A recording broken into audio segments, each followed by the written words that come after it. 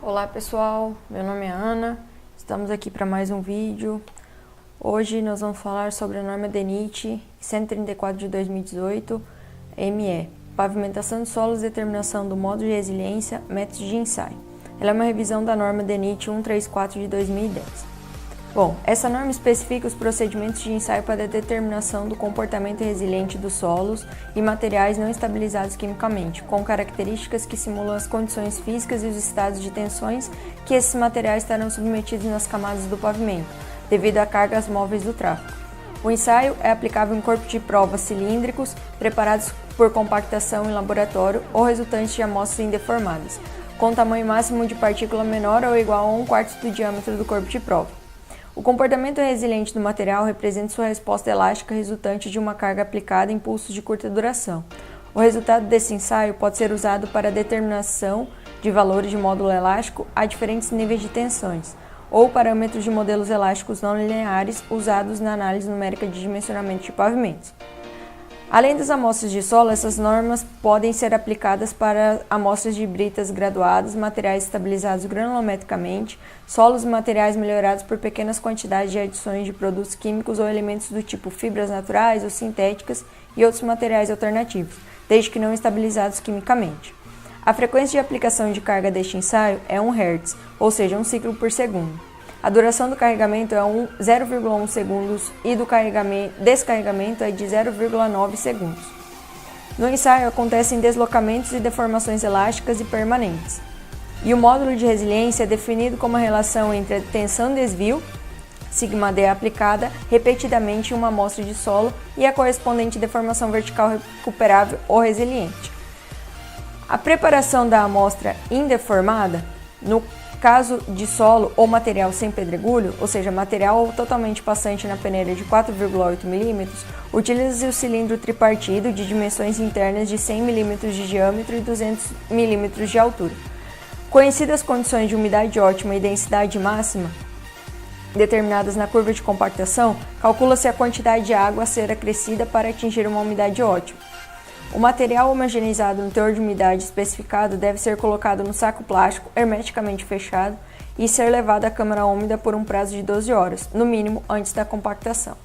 O teor de umidade medido com o corpo de prova após o ensaio pode variar em relação à umidade ótima de mais ou menos 1% para material granular e mais ou menos 0,5% para material fino.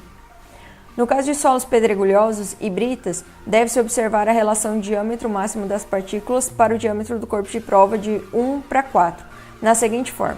Caso a amostra seja integralmente passante na peneira de 25,4 mm, deve ser utilizado o cilindro de 100 mm de diâmetro e 200 mm de altura. Caso a amostra apresente material retido na peneira de 25,4 mm, mas que seja totalmente passante na peneira de 38,1 mm, deve ser utilizado cilindro de 150 mm de diâmetro e 300 mm de altura. Caso a amostra apresente até 10% de material retido na peneira de 38,1 mm, descarta-se esse material retido nessa peneira e se utiliza o cilindro de 150 mm de diâmetro e 300 mm de altura. Caso a amostra apresente até 10% de material retido na peneira de 25,4 mm, não exista material suficiente para a realização do ensaio no cilindro de 150 mm de diâmetro e 300 mm de altura, descarta-se o material retido na peneira de 25,4 mm e se utiliza apenas o material passante na peneira de 25,4 mm, no cilindro de 100 mm de diâmetro e 200 mm de altura, obrigatoriamente constando essa informação no relatório final do ensaio. A compactação. A compactação deve ser realizada em 10 camadas e se acrescenta o anel complementar do cilindro na penúltima camada. Retira-se as amostras do material que sobrou para a determinação do teor de umidade. Pesa-se o corpo de prova no molde com as braçadeiras e sem a base de aço para a determinação do peso específico. O número de golpes da compactação deve ser definido em função do tamanho do cilindro, peso e altura de queda do soquete. A montagem do ensaio. Posiciona-se o CP na base para retirada do cilindro tripartido. Retira-se o CP do cilindro tripartido. Após a amostra ser retirada do cilindro, esta está pronta para ser ensaiada. Encamisa-se o corpo de prova com o auxílio de um encamisador.